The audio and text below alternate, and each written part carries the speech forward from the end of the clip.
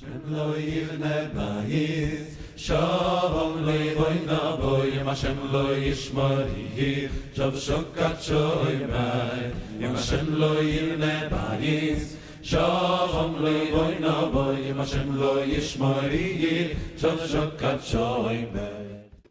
Welcome back, my favorite Tzaddik and Chassidim. Hope you're doing well.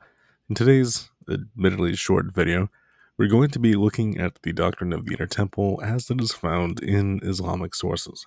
Now, I must admit that this is not exactly my specialty. These are simply things that I found while reading some scholarly books on Sufism, which is Islamic mysticism. And yes, I know that there are other versions of it, but this is the overwhelmingly primary form of Islamic mysticism that exists. And so here are our sources that we're using for today, and let's jump into the material here.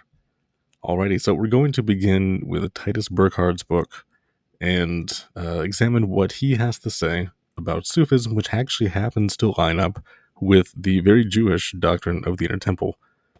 Now recall that Philo of Alexandria, that ancient Jewish philosopher from the 1st century, that he, along with the many rabbinic Kabbalists, would say that the body and the temple were modeled after the cosmos. That is, that the universe and man basically have the same anatomy, so to speak. And how can that be? Well, the mystics explain that, so let's all go back to the books and start studying.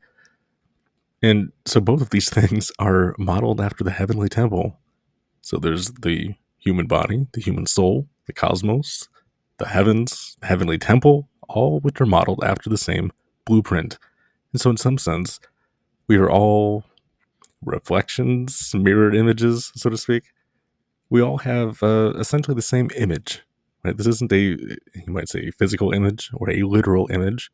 This is a spiritual image which God created in the beginning. So Titus Burckhardt writes, Sufis see in the body not only the soil which nourishes the passions, but also its spiritually positive aspect, which is that of a picture or resume of the cosmos. In Sufi writings, the expression the temple, the hekal, will be found to designate the body. Now, this is especially interesting for two reasons. The first being that the Islamic hekal is the Jewish hechal. Right? It's virtually the same word. It's the word from which we derive the scholarly term hechalot mysticism. Right? This is the form of Kabbalah, which came after the biblical Merkava mysticism. You said, there's no mysticism in the Bible. Oh, yes, there is. Just read the prophets. Most of what they say is considered mysticism. And if you are offended by that word, well, I recommend going to look up the definition of that word. But regardless, so we find that this word, the Islamic hekal, is related to the Jewish hechal. You almost can't even tell the difference. They sound identical, right? And they both mean temple. They both mean a tabernacle or a tent, right? And so we find that this idea of the body as a temple has made its way into Sufi Islamic thought. And we're going to see a lot more of that in the coming slides here. Now, continuing with Titus Burckhardt, he writes, if the spirit gains the victory over the soul, now here he's referring to a person's own spirit. If the spirit gains the victory over the soul, then the heart will be transformed into spirit and will, at the same time, transmute the soul, suffusing her with spiritual light. Then, too, the heart reveals itself as what it really is, that it is as the tabernacle, mishkah, of the divine mystery, the seer of man. Now, this is really interesting because, again, we find more cognates to Hebrew terms. As we know, tabernacle in Arabic, the mishkah, is related to the Hebrew term mishkan, right? There's a nun at the end, which interestingly, or maybe it's not so interesting if we are familiar with Hebrew and Arabic, that both languages call this final letter the nun, right? The N. Mishkah is mishkan with a nun in Hebrew. So, again, we're finding that there is this doctrine of the inner temple mentioned in Sufi sources. And again, while we don't have much time to get into it today, and perhaps we don't even need to, but Sufism is the mystical dimension of Islam. And if you're interested, there's plenty of content on YouTube that we can watch and that we can educate ourselves on that matter. And jumping into our third slide here, I know we're going super quick, but it's in part because these sources are being very explicit and they're very helpful for us. And so I feel like there's very little to explain.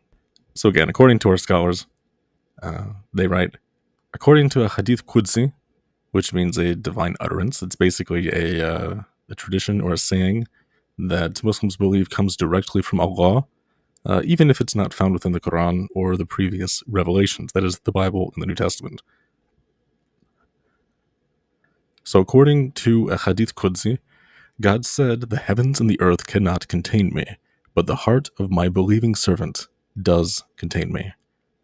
The most intimate center, which, again, that's the inner sanctum, the Holy of Holies.